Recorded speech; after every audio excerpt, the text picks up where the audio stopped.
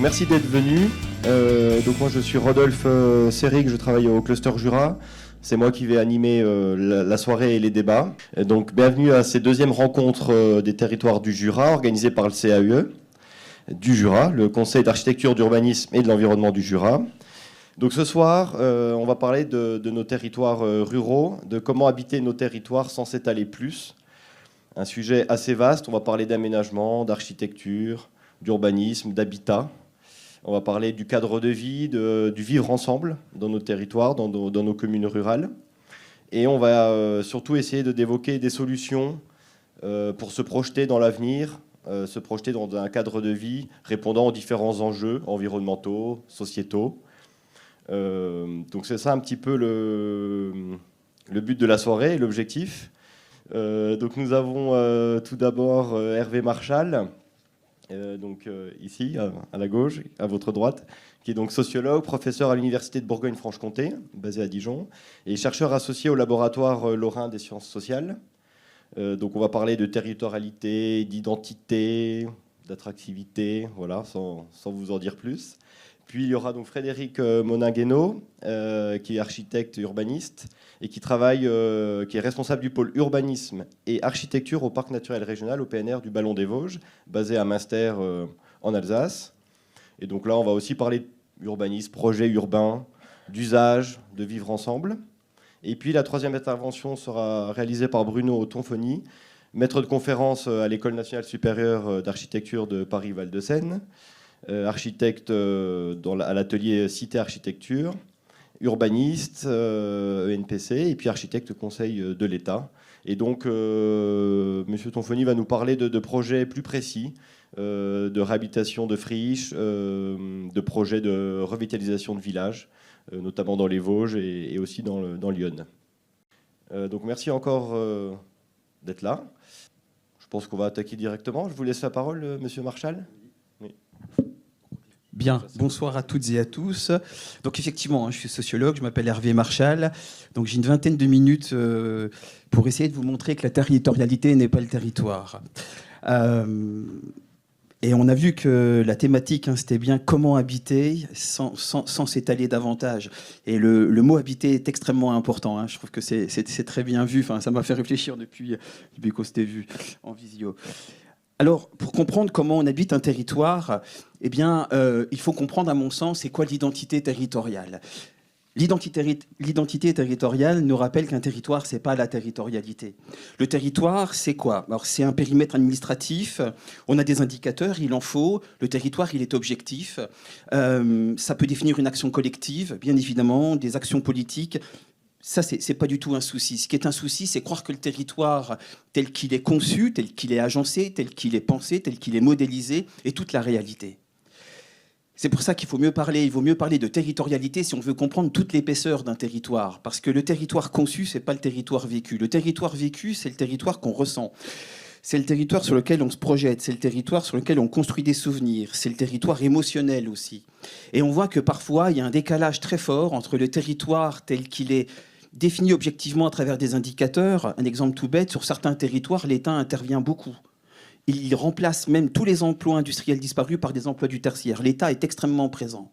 Pourtant, vous interrogez les personnes, vous allez dans des petites villes, des villages, et bien au niveau du ressenti, on a un sentiment d'abandon. Et là, on voit qu'il y a un grand décalage entre le territoire conçu, qui est indispensable à nouveau, et le territoire vécu.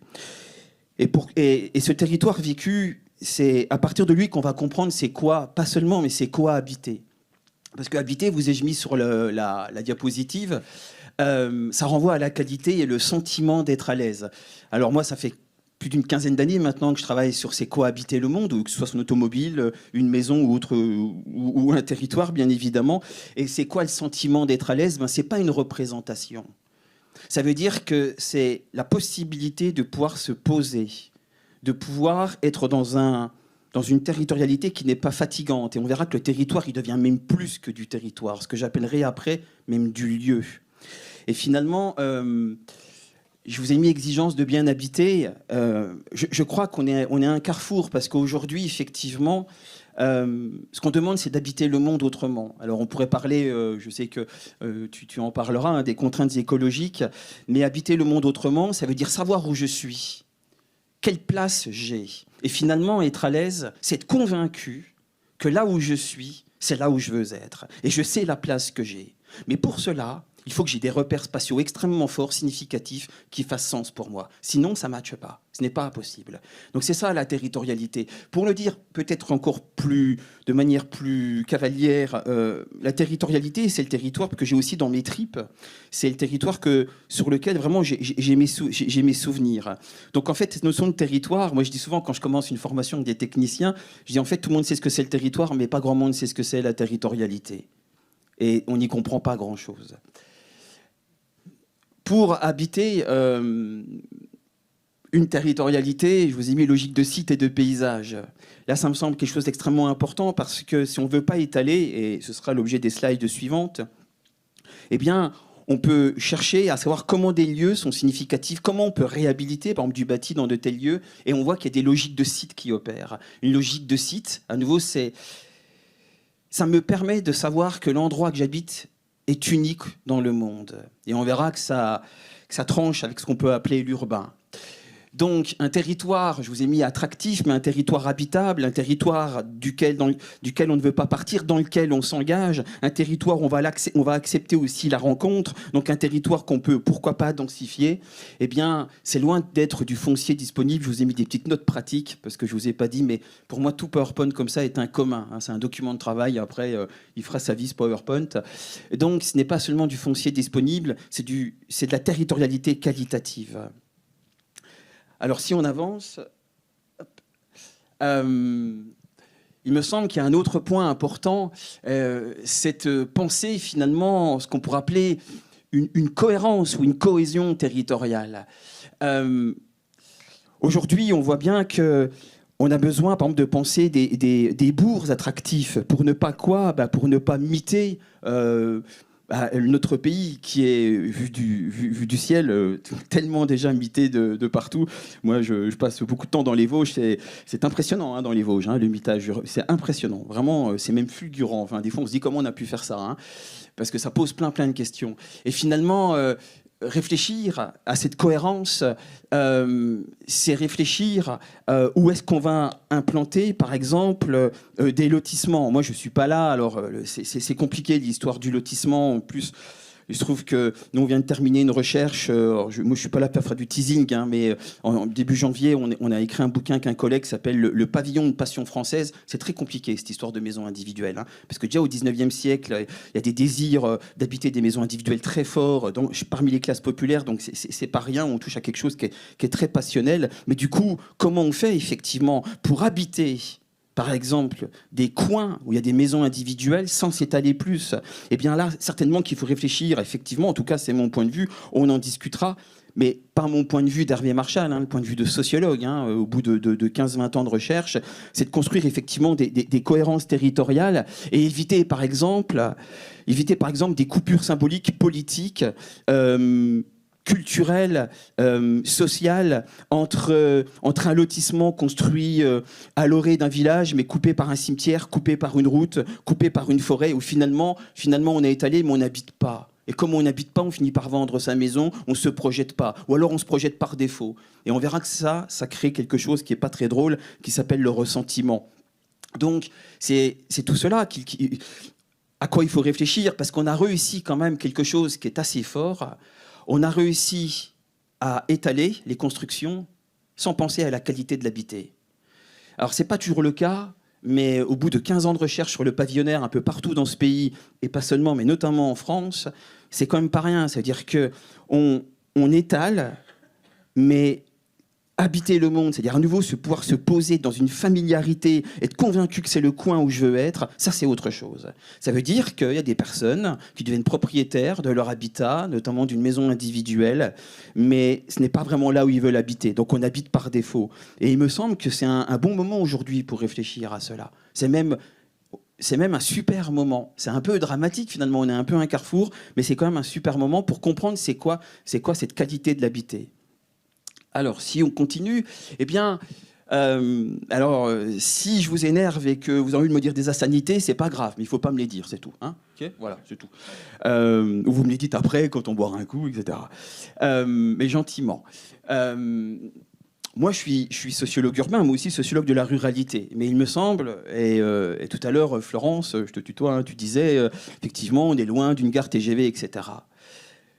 Il faut penser la métropolisation, pas au sens de la loi de 2015, les métropoles, la métropolisation au sens de l'urbanisation de nos sociétés, de notre société depuis les années 1960-70. Oui, la France est urbanisée. Ça ne veut pas dire que le rural n'existe pas. C'est-à-dire, dans une large mesure, le rural prend sens par rapport aux logiques d'urbanisation. C'est tout ce que je dis. Et à nouveau, et moi j'ai été élu dans une commune très, très rurale au fin fond des Vosges, au fin fond d'une vallée que tu as citée tout à l'heure. Donc je ne suis pas le sociologue urbain qui regarde ça avec un regard urbano-centré. Le rural, c'est un reliquat. Non, non, rien du tout. C'est pas du tout ça. Mais c'est de dire que pour penser le rural et pour penser comment on habite le rural sans s'étaler, il faut penser un rural qui s'explique aussi par des logiques de globalisation. Par exemple, par une route nationale. Si on prend, alors moi je suis plus vosgien que jurassien, hein, je suis désolé, mais si on prend les Vosges, je peux vous emmener dans certains villages. Si vous voulez penser le développement de ces villages, vous devez penser les logiques de flux, notamment de flux automobiles. Et si on pense cela, on s'aperçoit que le village a de grandes qualités et qu'il s'intègre dans tout un schéma. Et certains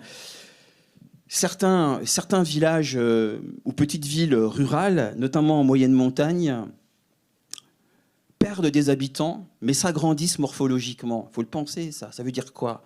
Qu'effectivement, il y a des habitants qui partent, mais il y a de plus en plus de résidences secondaires. Résidences secondaires où les résidents secondaires viennent s'engager, parfois sont élus et deviennent même maires de la commune, puisque la loi le permet. Eh bien, c'est-à-dire qu'on recherche une qualité de l'habitat. Et penser le rural, penser ces coins où finalement qui vont pouvoir se développer, c'est aussi les penser dans une logique de métropolisation au sens très large du terme. Et à nouveau, ça ne veut pas dire que le rural n'existe pas, c'est très important ça, mais que le rural ne se suffit pas lui-même, tout comme l'urbain. D'ailleurs, on verra qu'il faut certainement dépasser rural et urbain. Tout à l'heure, je vous ai dit, si on réfléchit à l'étalement urbain et un étalement urbain qui ne s'est pas traduit par un habitat, eh bien, ça se traduit par du ressentiment, notamment, en tout cas, moi, j'ai pu le voir durant mes recherches, notamment dans certains lotissements pavillonnaires. Nous, c'est ce qu'on appelait un désenchantement pavillonnaire. Et ça pose une question fondamentale. Ok, moi, je comprends quand on est maire, quand on est élu, qu'on veut construire un lotissement parce qu'on veut sauver l'école, et puis qu'on veut être un bon maire, finalement, parce que j'ai fait venir des habitants. Ça se comprend, moi, je n'ai pas à juger cela. En revanche, on les attire pour combien de temps ? En fait, on veut être attractif pour combien de temps ? On fait venir qui ? Parce que c'est une attractivité certainement trompeuse, parce qu'on s'aperçoit à nouveau, comme on ne se projette pas, comme on ne réalise pas le rêve, parce on pensait qu'on allait venir dans un village, qu'on allait être intégré dans la vie du village, finalement qu'on allait avoir une sociabilité authentique, si tant est qu'en ville, on n'a pas une sociabilité authentique. Et on voit qu'il y a tout ça dans la tête, toutes des représentations idéales, et tout cela, ça tombe. Ça tombe parce qu'on n'est pas intégré dans le village, parce que le lotissement, justement, il est coupé du village, parce que finalement, le pavillon, eh bien, il est sur une parcelle trop petite, et je me suis engueulé avec le voisin quand j'ai fait mon premier barbecue, qu'on a bu l'apéro et qu'on a parlé un peu trop fort. Et là, le rêve pavillonnaire, il tombe. Et donc, je ne me projette pas. Et pourtant, j'ai pris un prêt sur 25 années. Et là, c'est très compliqué. C'est très, très compliqué. Et on a beau être sociologue, moi j'ai beau être universitaire, j'ai du temps, il faut faire de très longs entretiens. Rester très longtemps le soir pour comprendre, pour que les personnes admettent de mettre des mots sur un échec résidentiel. Parce qu'on lisse, parce que c'est compliqué d'assumer qu'on n'a pas fait des bons choix. C'est très compliqué, et ça se comprend. Et je me rappelle, je vous raconte une petite anecdote. Il y a un soir... je suis dans un pavillon, 140 mètres carrés habitable, cuisine américaine. Les personnes me disent on a réalisé notre rêve résidentiel. 1h30 d'entretien. Et le sociologue, il est curieux. Le sociologue, il a toujours la dernière question. Vous savez, un peu comme Colombo. Moi, je suis jamais parti. J'ai une petite question. Et puis donc, je suis prêt à partir. Et je dis au fait, votre pavillon, vous avez pas envie de le vendre ? Et les personnes me disent ben si, en fait, on va le vendre. Et là, je me rassois et les personnes vous reparlent pendant 1h30. Et là, elles vous disent, c'est quoi le désenchantement pavillonnaire ? Il n'est pas du tout généralisé. On le retrouve dans du pavillonnaire excentré, dans du pavillonnaire en dehors des flux de mobilité dont je vous parlais, en dehors de quoi? Eh bien, finalement, en dehors du mouvement du monde. Et finalement, j'ai l'impression d'être là où le mouvement du monde se fait, de ne pas être, pardon, où le mouvement du monde se fait. En fait, j'ai l'impression d'être en dehors de la société et de ne pas participer à l'évolution de la société. C'est terrible, ça. C'est terrible. Donc je suis à une place, mais une place laquelle, par défaut, une place pourrie finalement, et qui me pourrit la vie, et qui peut pourrir la vie de couple, etc. Donc c'est pas rien ce désenchantement pavillonnaire, et c'est là qu'apparaît une émotion qui fait partie des grandes émotions contemporaines dans notre société. À nouveau, moi je suis sociologue, donc ça m'intéresse au premier plan. C'est effectivement ce fameux ressentiment. Et ce ressentiment, ça fait qu'on déteste l'autre, on finit par se détester soi-même. C'est compliqué de faire une démocratie sur deux ressentiments. En fait, je pense que personne ne sait comment on fait de toute façon, parce que c'est pas faisable. De même, moi, je vais pas y aller ce soir, mais quelle place pour les mobilités automobiles? C'est passionnel comme sujet, on pourra en parler. Moi, j'ai beaucoup travaillé là-dessus. J'avais travaillé sur l'individu dans sa voiture, comment on habite sa voiture. J'avais écrit un petit bouquin, vous irez voir, moi je suis pas là pour vendre mes bouquins, je m'en fous, mais ça s'appelle Un sociologue au volant. Et finalement, la voiture est un habitat.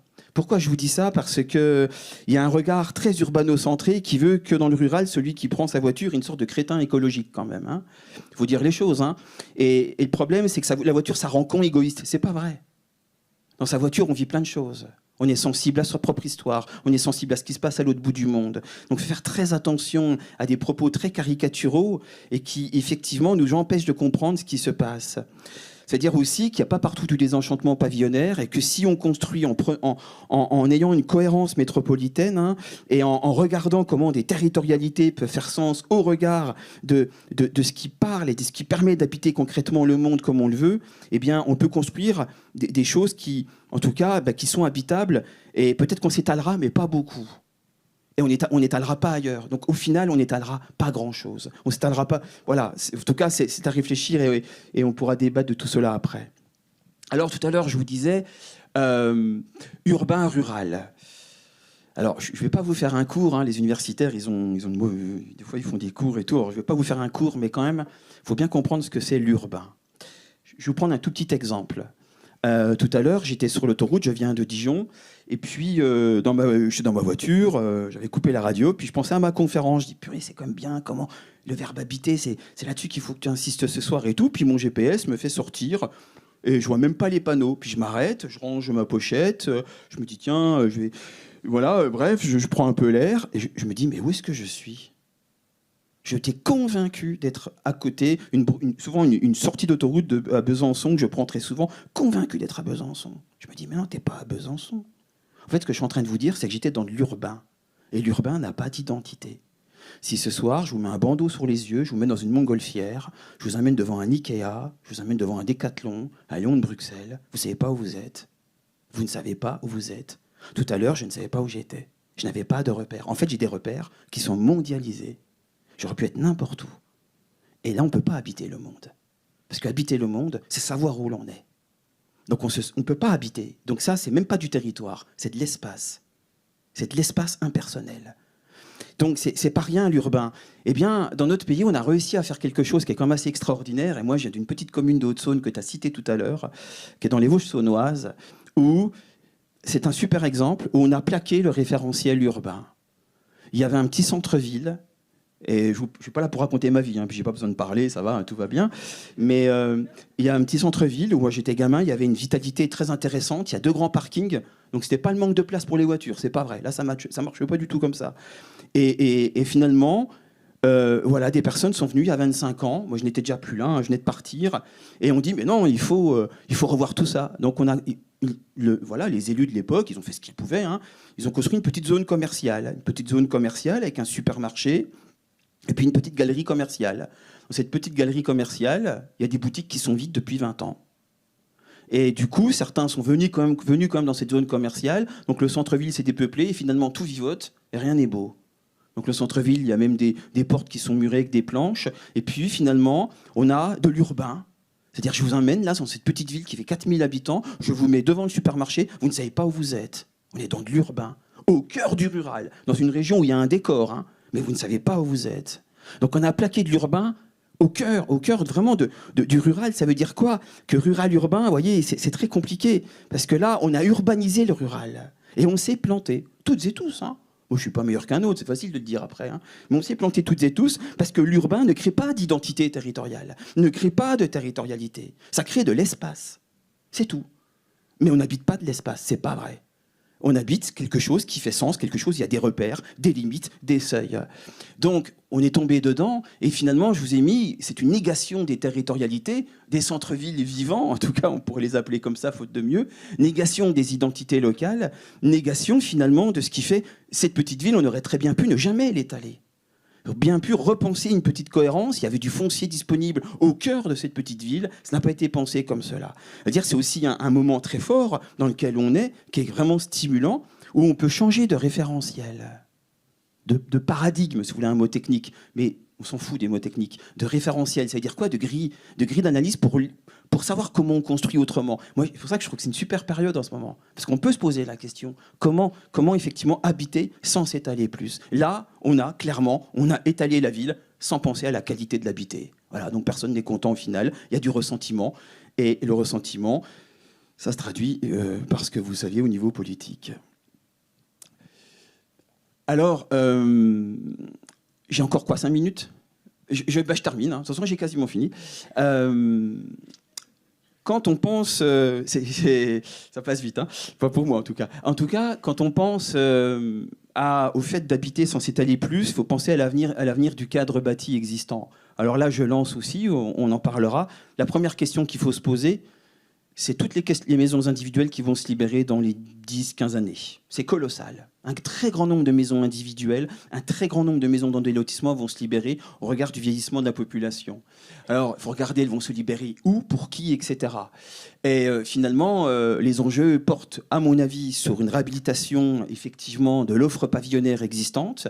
Et là, il y a beaucoup de choses à penser, me semble-t-il, politiquement, ne serait-ce qu'au niveau, effectivement, de ce qui sont parfois des passoires thermiques, de ce qui est parfois des passoires thermiques. Et puis, je voudrais simplement donner un tout petit point, puis j'arrête. Aujourd'hui, on assiste à la gentrification de certaines niches pavillonnaires. Ça veut dire quoi? Qu'il y a des anciens pavillons qui étaient extrêmement modestes, qui ont même été construits dans les années 1930, qui ne ressemblaient pas à grand-chose. Aujourd'hui, ils sont gentrifiés. C'est-à-dire que, parce qu'ils se situent dans des endroits, dans des territorialités, justement, pas dans des territoires, dans des territorialités. Ils sont refaits, et vous le savez mieux que moi, des architectes les refont, à mon avis, extrêmement bien. Dire on va changer la zinguerie, on va mettre une petite pergola, la porte d'entrée, c'est tout de suite design, etc. On va isoler, donc c'est des gens qui investissent. Et là, donc, on habite pleinement, on habite un pavillon existant, on n'étale pas, et pourtant, on est dans de la territorialité. Donc, il faut penser tout cela. Alors, la toute dernière, je vous laisse avec ça, promis, parce que je ne suis pas tout seul, désolé, mais pour comprendre, pour répondre à la thématique de ce soir, j'aimerais simplement vous dire, pour être attractif ou habiter le monde, ce n'est pas forcément construire toujours plus, mais territorialiser, réhabiliter, relier davantage, on l'a vu. Et là, simplement, il faut penser des territoires existants qui sont plus habitables. Ça, pour moi, c'est important, bien sûr, accessible, intégré dans les flux, mais habitants. Des territoires habitants, ça veut dire quoi? Qui créent quelque chose en nous, qui nous interpelle. Parce que, certes, on habite le monde, mais le monde nous habite. On habite un territoire, mais un territoire, il devient de la territorialité s'il nous habite. C'est-à-dire s'il nous fait quelque chose qui nous met à l'aise, qui nous fait du bien. Donc je boucle la boucle. Et enfin, des territoires qui sont habités eux-mêmes par du passé, de la mémoire, du symbole. Et c'est comme ça que ça nous parle. Sinon, c'est du territoire fade. Voilà, merci.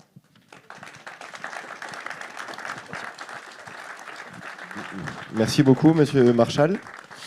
Et donc, je vais passer la parole directement à Monsieur Monin-Guénaud, du PNR des Vosges. C'est dans la foulée, oui.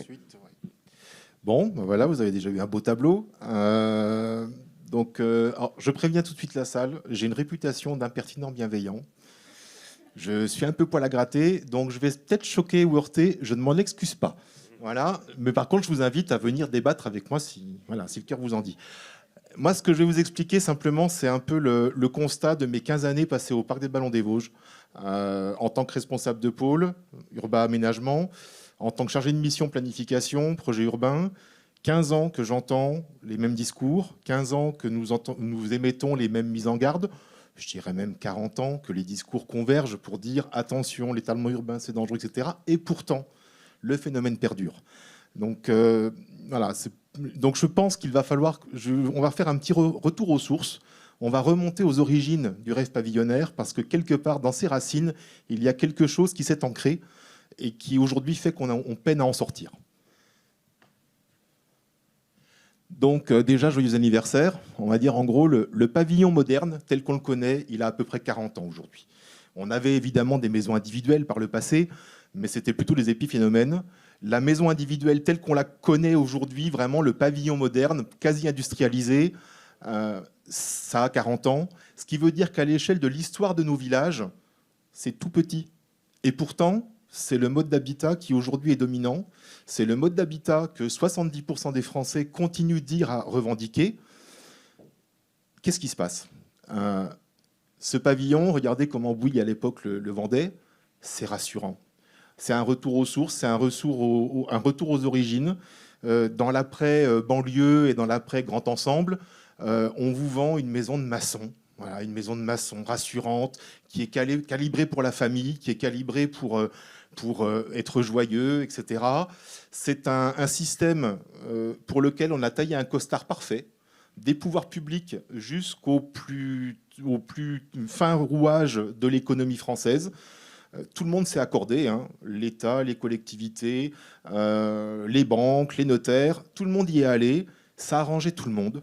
Finalement, l'aide à la pierre allait à tout va, ça faisait tourner l'économie, quand le bâtiment va, tout va. On a taillé des plans d'occupation des sols pour permettre ce type de démarche. On a incité largement, effectivement, à produire ce type d'habitat. On a créé un rêve. Ce rêve, on l'a créé par ces catalogues, on l'a créé par de la publicité. Regardez bien, faites un petit exercice, encore aujourd'hui, regardez bien la publicité quand elle vend un appareil ménager, des produits domestiques. Qu'est-ce qu'elle prend comme référence ? Est-ce que vous voyez souvent un appartement ? Non, c'est toujours une maison individuelle.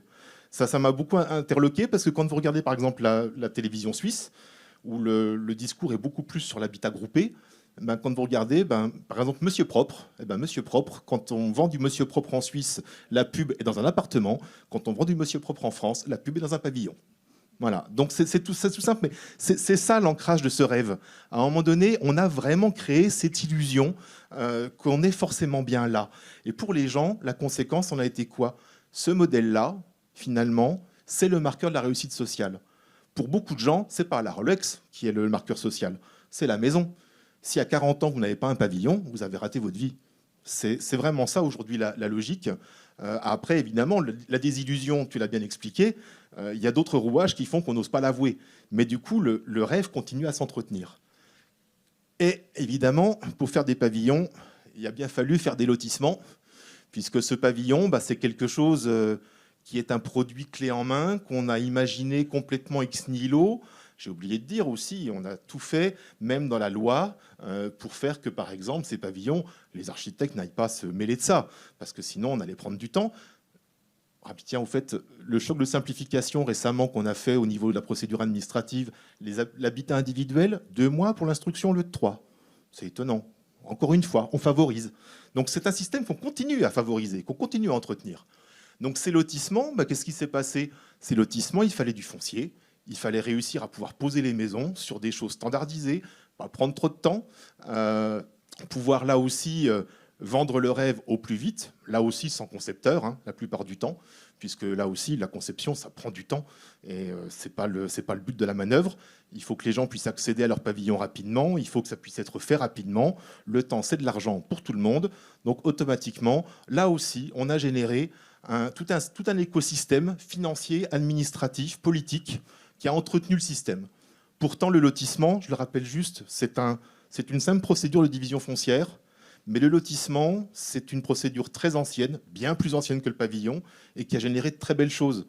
Je rappelle que la plupart des villes de fondation royale ont été créées sous forme de lotissement, que beaucoup de centres-villes historiques de villes aujourd'hui, je prends le cas du Mans, qui est très connu, des villes comme Arras, par exemple, aussi, les grandes places d'Arras, c'était du lotissement.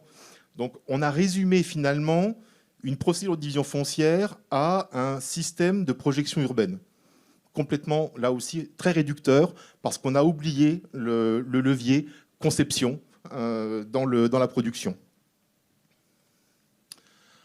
Et finalement, aujourd'hui, on arrive à ça. Alors, il y avait l'affiche, ça ressemble beaucoup à l'affiche que vous avez vue.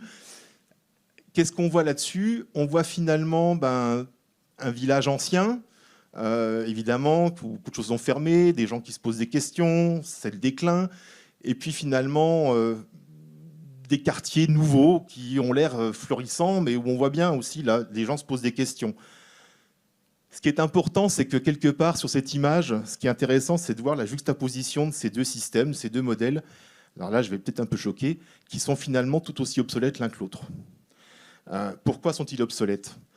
Le village ancien, c'est un système qu'on va dire vernaculaire, qui s'est constitué au fil du temps autour de savoir-faire, autour d'un mode de vie, autour d'activités, autour de ressources, mais qui correspondent aussi, qui renvoient à une façon d'habiter le territoire qui n'est plus forcément celle à laquelle aspirent les gens aujourd'hui. On va être honnête, on pleure tous nos centres anciens de village, on les trouve tous pittoresques, très jolis, mais autour de la table, soyons honnêtes, qui a envie d'y habiter? Qui a envie d'habiter dans des maisons avec des petites fenêtres, avec des plafonds bas, avec peu de terrain? Parce que finalement, le pavillon, si on revient à lui, là, on va dire, ce à quoi il répond, c'est une aspiration simplement des gens à avoir un petit bout de terrain, à avoir un chez-soi, à avoir un espace chaleureux, un foyer. Le pavillon y répond de manière très caricaturale, c'est vrai, mais beaucoup de nos anciennes maisons de village n'y répondent pas non plus. Ces grandes maisons multigénérationnelles, qui va les occuper aujourd'hui? Comment est-ce qu'on amène une voiture là-dedans? Comment est-ce qu'on crée un petit espace attenant, une terrasse, un jardin sympa, quand on est complètement pris entre des murs avec des anciennes dépendances, des annexes, etc. Ça, c'est vraiment une question. Et son obsolescence, elle vient de là. Ça ne veut pas dire qu'il est foutu, mais peut-être faut-il avoir le courage d'assumer effectivement qu'il y a d'un côté le pittoresque, l'héritage, mais qu'il y a aussi besoin de muter et de transformer ce tissu-là. Cette transformation, il faudra l'accompagner, c'est certain. Mais sans cette mutation, on risque d'avoir du mal à faire revenir des gens de manière spontanée et volontaire là-dedans, ou alors ce seront les gens qui n'auront pas le choix.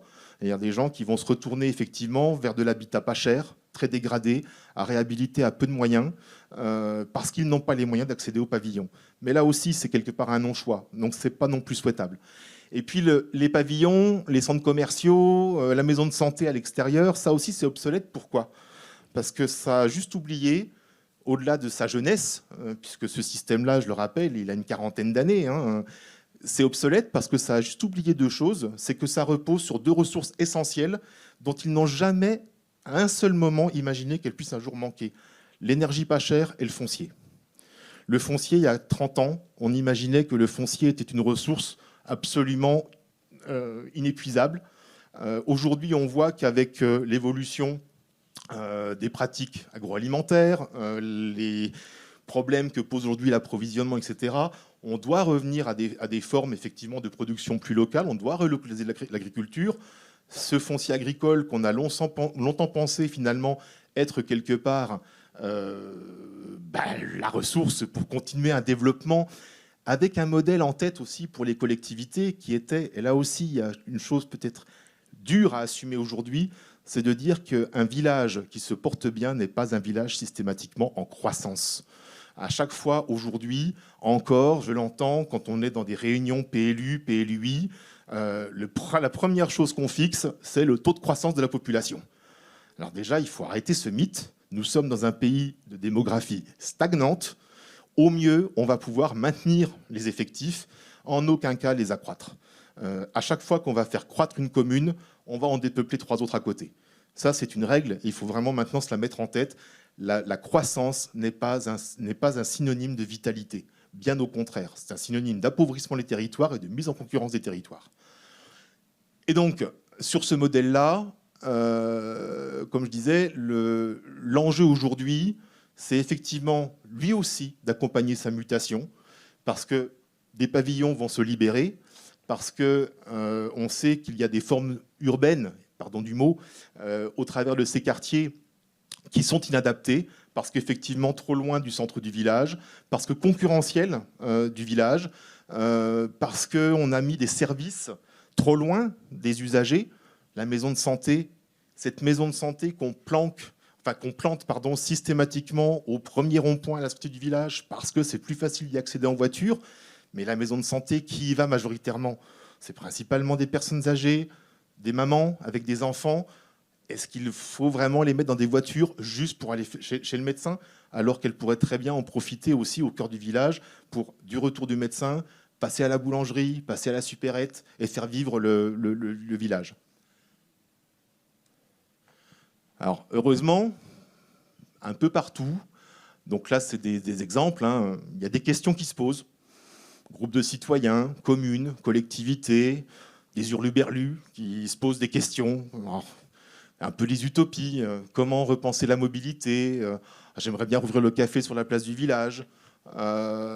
Comment rendre les espaces publics aux piétons et à la nature? Et puis, on disait, pourquoi pas regrouper la maison de santé et une supérette au cœur du village pour que ça, on mutualise et que quelque part, ça devienne un noyau, un cœur un peu de nouvelle attractivité. Alors ça, c'est évidemment des questions qu'on se pose comme ça. Je pense que la plupart d'entre vous y avez été un jour exposés. On vous a sans doute amené ça. Ça semble des utopies. C'est vrai qu'on se dit c'est beau de rêver, mais la conjoncture, les difficultés, et puis c'est pas ce que demandent les gens, c'est pas ce qui est attendu. Ben pourtant, toutes ces questions-là, il y en a qui y ont répondu. Donc là, tous les exemples que vous avez là, alors l'essentiel, c'est pas de voir les projets dans le détail, mais c'est de vous montrer simplement que toutes ces questions qui ont l'air farfelues, ben des gens y ont répondu dans des territoires ruraux. Dans les exemples que vous avez là, il n'y a pas une seule commune de plus de 2000 habitants. Donc c'est pour dire que la taille de la commune n'a rien à voir. Il y a des toutes petites communes là-dedans. Il y a des communes de 150 habitants, 200, 300 habitants. Les solutions ne sont pas forcément venues que des collectivités publiques. C'est une émulation qui s'est faite autour d'un projet. Par contre, les gens qui ont amené ces projets ont été écoutés. Et ils sont l'illustration aujourd'hui que ces territoires, nos territoires ruraux, il va falloir les réinventer, il va falloir les repenser, les restructurer, mais par eux-mêmes, pas avec un modèle. C'est l'erreur de ces 40 dernières années, c'est qu'on a pensé modèle et qu'on est venu calquer, plaquer sur des territoires en oubliant qu'à un moment donné, habiter un territoire, c'est encore y trouver un sens. Quel sens on donne au mot d'habiter un territoire ? Comment est-ce qu'on va enraciner, ancrer des personnes? Comment on va les amener à s'impliquer dans la vie d'un village, dans la vie associative, dans la vie locale, dans l'économie locale? Comment est-ce que l'on peut imaginer, par exemple, faire vivre un commerce dans un village si personne n'est présent à la journée? Si personne n'est là dans la journée, le commerce ne peut pas tenir. C'est impossible. Il faut qu'il y ait des gens qui travaillent là. Et je rappellerai juste en conclusion que nos territoires ruraux, quelles que soient les régions en France, avaient tous un point commun avant cette résidentialisation qui s'est engagée après-guerre, c'est qu'ils étaient tous des territoires productifs, pas des territoires purement résidentiels. Alors le productif, autrefois, était lié souvent à des matières locales, des savoir-faire particuliers, de la petite industrie, de la transformation agroalimentaire, des spécialités. Mais c'est ça qu'il faut qu'on retrouve. Quel est le sens de cette utilité à vivre dans des territoires? Ne pas juste venir y dormir le soir, ne pas juste venir y faire un barbecue le dimanche, mais bien l'habiter quotidiennement, à la journée. Qu'est-ce qu'on va lui apporter? Comment est-ce qu'on s'ancre là? Mais là aussi, s'ancrer, c'est pas juste faire partie du club de, je sais pas, de philatélie locale. Ça suffit pas. C'est comment on fait vivre le territoire. Comment est-ce qu'on fait tourner une économie locale? Comment est-ce qu'on s'implante? Comment est-ce qu'on s'ancre complètement dans ce territoire-là? Voilà.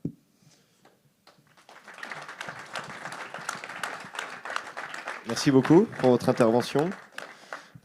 Et donc, je vais passer la parole à Monsieur Tonfoni. Bon, ouais, c'est difficile de prendre la parole à la suite de ces deux interventions. Et en fin de compte, je pense que ce qui a été relevé, c'est que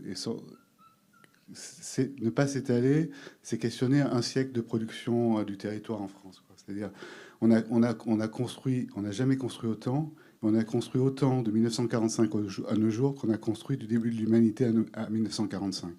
Donc on voit la difficulté. Et on voit effectivement Moi, je dirais que c'est plutôt l'appropriation par un mode de production de la ville et de l'architecture qui a transformé le territoire. On voit bien les logiques de lotissement qui sont des logiques infaillibles, quoi. C'est-à-dire tout est prévu dans une chaîne de production très précise et très efficace. C'est-à-dire il n'y a pas de mitoyenneté, ça simplifie la construction. Les modes de production des bâtiments sont balisés au regard des possibilités d'endettement des ménages. C'est un géomètre qui fait le plan de lotissement, mais c'est lui qui maîtrise le terrain parce que c'est lui qui est capable de faire le relevé. Les modalités de construction sont des modalités issues de produits. Les DTU ont permis, et les avis techniques permettent d'arriver à gérer ça. C'est-à-dire qu'il y a une déqualification complète de la chaîne de production et un modèle de production qui est tout le temps, enfin qui est le même sur l'ensemble du territoire. Qu'on parle d'une métropole, le système des axes et le système des lotissements identiques. Les objets sont indépendants les uns des autres, jamais mitoyens. Et la question que pose la régénérescence des centres anciens, bourgs de village ou villes ou territoires plus importants, c'est effectivement la question de la mitoyenneté, de modes constructifs qu'on ne maîtrise pas, d'une complexité de rapport à l'autre qu'on n'arrive pas forcément à gérer et qu'on n'a pas à gérer dans le cadre des lotissements. Se poser la question du coup d'arrêter de s'étaler, aujourd'hui, c'est quand même une question complexe parce on a été formaté pendant un siècle sur le même mode de production. Comment échapper à ce mode de production, à mon sens, c'est plutôt difficile. Et aux habitudes que ces modes de production ont entraîné. Du coup, la question, c'est comment ajuster, réparer, compléter, substituer pour habiter les lieux. Et là, en fait, quand on a posé la question, j'essayais de se dire à un moment donné, ce qu'on pose comme question, nous, aux étudiants, c'est comment ton projet atterrit sur le territoire. Et c'était assez amusant parce que c'est une question qu'on pose en général et qui était le titre du bouquin de Bruno Latour. Et je trouvais ça assez amusant. C'est-à-dire, effectivement, en termes d'architecture, on peut toujours émettre un avis, avoir un avis. La question, effectivement, c'est comment on atterrit. Et on atterrit dans un lieu précis, avec des acteurs précis, dans une situation qui est spécifique. Et moi, j'aime beaucoup le terme de situation construite, et pas d'architecture ni d'urbanisme, mais d'un mot qui fait le lien entre les deux. C'est-à-dire qu'une fois qu'on va commencer à construire, on va se poser la question de la fabrication du lieu, on va se poser la question du rapport à ce lieu et la façon dont on arrive à l'instrumentaliser. Je reviens sur ce que tu disais. Pour nous, en termes d'enseignement, le lieu, c'est avant tout un territoire un territoire de ressources. Et on le définit comme ça, c'est-à-dire la ressource de ce qui est déjà là, du paysage, des acteurs, des modes de production, des filières. C'est-à-dire qu'effectivement, on a bâti un enseignement depuis 3 ans qui s'articule autour de ces questions-là, c'est-à-dire comment tirer du lieu tous les éléments du projet. Et du coup, effectivement, quand on m'a posé la question, j'ai mis longtemps, je pensais parler uniquement de Ronchamp, et puis d'une certaine façon de mettre en perspective comment agir, c'est-à-dire comment on peut agir dans ces lieux-là. Et j'ai ressorti un très vieux projet qui était encombrement dans les Vosges. Donc on va voyager des Vosges aux Vosges saunoises, et puis pour finir dans la forêt d'Othe, à côté de Sens. Et la question qui était posée à ce moment-là, je vais essayer d'aller assez vite. Vous pouvez me dire quand je suis à peu près à mi-temps, comme ça j'ajusterai un peu mon discours pour pas déborder. La question qui était posée, c'était celle de faire un lotissement un peu écologique, mais faire un lotissement. On a dit, nous, on ne sait pas faire, on pense que c'est pas possible. Et donc, du coup, on a tiré une logique de ces discours, c'est 1 fois 20 n'égale pas 20 fois 1. Et on a dit, effectivement, on peut faire 20 logements, mais on va les disperser dans le territoire. On va regarder comment on peut trouver les parcelles les plus appropriables, les plus faciles à mettre en œuvre. Mais tout ça, ça pose une question qui n'a pas été forcément complètement maîtrisée. C'est-à-dire comment on s'assure de la maîtrise foncière de ce territoire, comment on négocie avec chaque propriétaire, comment on fait que des résidents acceptent à proximité de chez eux de nouveaux habitants. Et puis, ça correspondait au temps du politique. La maire qui avait été élue, qui était plutôt brillante et volontaire, elle a j'imagine, renoncé à se représenter. Donc, du coup, on a construit une maison. Une maison a été construite, mais ça s'est arrêté là. Il y avait aussi la question, effectivement, de se dire, mais pour autant, ce qu'on peut dire d'une certaine manière, c'est qu'on a été victorieux, enfin, ou en tout cas, on a été assez pertinent, puisqu'en fin de compte, aucun lotissement ne s'est fait à cet endroit-là, ce qui, du coup, d'une certaine façon, répond à la question, on ne s'est pas étalé à cet endroit-là, à Combrimont, suite à notre intervention. Donc du coup, on peut se dire d'une certaine façon, alors voilà. Et puis effectivement, c'était un processus qu'on avait raconté de croissance, opération après opération, de création d'une voie, articulation avec le lieu, etc. Bon, on va passer sur cette opération-là. Donc ça, c'était une façon de ne pas s'étaler, c'est-à-dire essayer de chercher au mieux, dans un territoire existant, comment arriver à le compléter.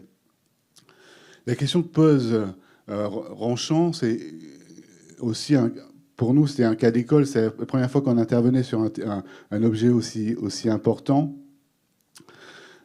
Et au frontispice, alors c'est lorsqu'on parle du territoire de ressources et de ressources territoriales, au frontispice du bâtiment, il y avait cette maxime, pas d'avenir sans passé. Donc du coup, l'idée du travail sur ce bâtiment, ça a été effectivement d'arriver à le transformer. Donc c'est une opération assez classique en fin de compte. On le transforme, mais on en fait un quartier à part entière. C'est-à-dire on va retrouver un nombre d'interventions qui s'inscrivent dans la continuité de la fabrication de la ville, qui assemblent en fin de compte aussi bien des locaux pour artisans, pas de logements parce que les logements étaient tout autour, qui assemble un lieu d'exposition, un gymnase, une cour pour les artisans et les manifestations. Et très rapidement, le lieu a vécu de façon très vivante, justement. Que ce soit le Fab Lab qui a été créé, qui devient un centre maintenant de ressources pour la formation, que ce soit la salle Omnisport qui vit de façon relativement intense, que ce soit le lieu d'exposition qui a des activités aussi assez importantes, que ce soit le studio de répétition pour musiciens, que ce soit la cour des artisans qui accepte et accueille des manifestations, que ce soit les locaux pour artisans qui vont avec, et la renaturation complète du lieu, c'est-à-dire en fait il y a un travail assez important qui a été fait pour arriver à désimperméabiliser l'ensemble du lieu, à retrouver des continuités, à mettre en place une voie verte qui va articuler un territoire qui est un territoire de vallée, unissant Ronchamp à Champagné, qui est la ville d'à côté, mais plus loin, Lure à Belfort. Donc on voit qu'effectivement, on a participé non pas à l'extension urbaine, on a permis de réutiliser une friche existante. Néanmoins, encore une fois, c'est un projet qui s'est fait grâce aux acteurs qui étaient en place, c'est-à-dire que ce soit la communauté de communes, qui a porté une communauté de communes de 12 000 habitants pour un bâtiment de 6 000 mètres carrés. C'est quand même un investissement important. Un projet sur 10 ans, parce qu'on entame là la dernière tranche de travaux. Des financements, une chasse au financement qui était quand même assez incroyable, qui fait que le fonds Friche abonde les derniers travaux. Donc du coup, tout un travail très, très articulé entre la maîtrise d'ouvrage, ses conseils, la maîtrise d'œuvre, les services de l'État, le parc naturel régional des Ballons des Vosges. C'est-à-dire qu'on voit effectivement une chaîne d'acteurs qui rend possible l'ensemble de ces opérations-là. Donc du coup, on voit bien la force de cette idée de territoire de ressources, c'est-à-dire que les ressources sont mobilisées, que ce soit le déjà là, les spécificités des entreprises locales et leur capacité à se saisir de l'opération, leur empathie pour le territoire, parce que c'est des entreprises de petite dimension, etc., etc. Et la dernière expérience, c'est une expérience qui est en cours dans le cadre d'un village de 950 habitants, près de Sens. Alors, qui bénéficie effectivement de l'agglomération de Sens. Le maire du village est maintenant président de l'agglo. Donc, il y a quand même c'est une force de frappe relativement importante et nécessaire pour pouvoir mener le projet. Là encore, il y a un financement du fonds Friche de l'ordre de 500 000 euros sur cette opération, ce qui a permis de la rendre possible. Ça, il faut bien l'avouer. Là encore, il y a un CAUE, le CAUE de Lyon, et c'est pratiquement une des premières opérations que le CAUE fait sortir suite à sa création. Donc on voit encore une chaîne d'acteurs qui rend le projet possible dans un territoire qui est tout petit. Et là, effectivement, on va parler des questions que tu évoquais, Frédéric, tout à l'heure, c'est-à-dire la question du remembrement foncier, la façon dont on arrive par hasard et avec la volonté des élus, on arrive à remembrer, enlever des mètres carrés construits, parce que c'est un territoire qui s'est... Enfin, sont des lieux, ces centres-bourgs, qui sont complètement sclérosés par l'excès de construction. Le SPANC avait fait une étude pour arriver à savoir quelle était la surface des parcelles, comment l'assainissement a été fait. Moi, ça m'a sidéré. Les dimensions des parcelles étaient en moyenne de 150 mètres carrés. Donc, on voit que c'est une ville qui a été d'une rare efficacité à un moment donné, qui était complètement, pour reprendre un terme que je déteste maintenant, frugale, mais qui était d'une rare efficacité. Sauf qu'aujourd'hui, plus personne ne veut y habiter parce qu'on ne sait pas garer sa bagnole, on ne sait pas vivre sans être sur son voisin. Les questions de mitoyenneté constructive posent des problèmes. L'instabilité de ces ouvrages est complexe à gérer. Et là encore, dans cette opération, alors on voit le village, c'est un village de la forêt d'Hôte bourguignon qui mélange des ressources locales en termes de matériaux. Mais la question des temporalités est une chose importante. C'est-à-dire les élus ont commencé à acheter les premiers terrains en 2016. On vise une sortie de la réalisation en 2023, oui, en 2023, en réalisant le projet en 3 tranches. Ce qui rend les choses excessivement délicates et difficiles. C'est-à-dire, en fin de compte, ça, c'est le projet qui, une fois assemblé, sera réalisé. On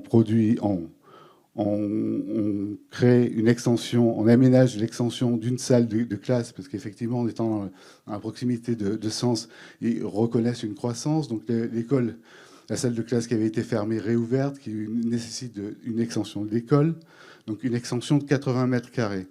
On aménage un bâtiment ici qui reçoit un logement à l'étage, des locaux pour praticiens dans la partie basse, un commerce multi-activités et puis une cellule libre de telle façon à accueillir d'autres activités à terme. On réaménage enfin l'espace public, on crée des places de stationnement de telle façon que le commerce qui est mis en place puisse arriver à répondre en tout cas aux besoins de stationnement et nécessiter des déplacements.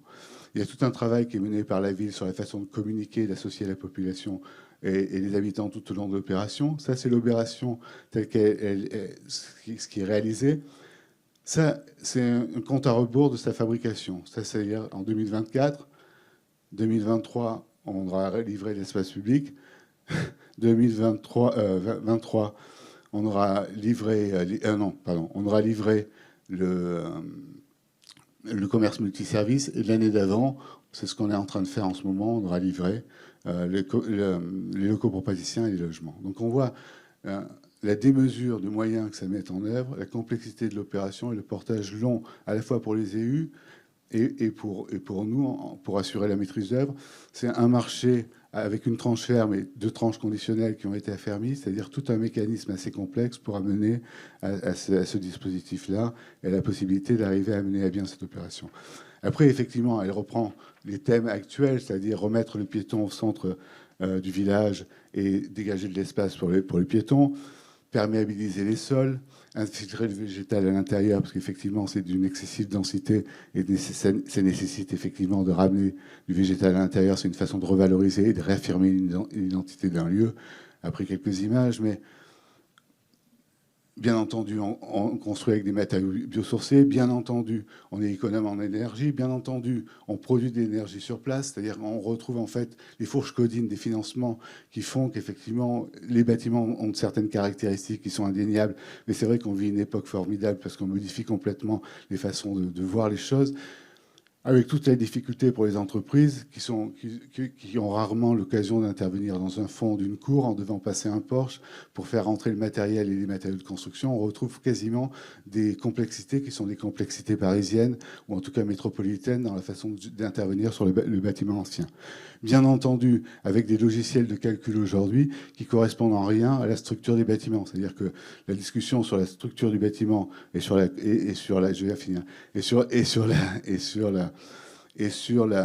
pérennité des ouvrages, y compris en termes de démolition, se fait entre vieux habitués des bâtiments anciens, sans possibilité de note de calcul et sans contrôle du bureau de contrôle, justement. Et du coup, le projet est en cours de réalisation aujourd'hui, avec un bâtiment qui est à peine réalisé, au bout d'1 an et demi de chantier. Il sera bientôt fini. Et puis, effectivement, avec les dernières démolitions pour entamer la deuxième tranche. Donc, on voit effectivement cette photo, je la trouve assez fantastique, mais elle relève un peu de la complexité générale dans laquelle le fait de ne pas s'étaler nous amène, c'est-à-dire une refonte complète de nos façons de comprendre la façon de construire, de mener les opérations et d'imaginer les financements, parce qu'on est en rien dans les coûts qui correspondaient au financement précédent. Merci énormément pour vos interventions respectives.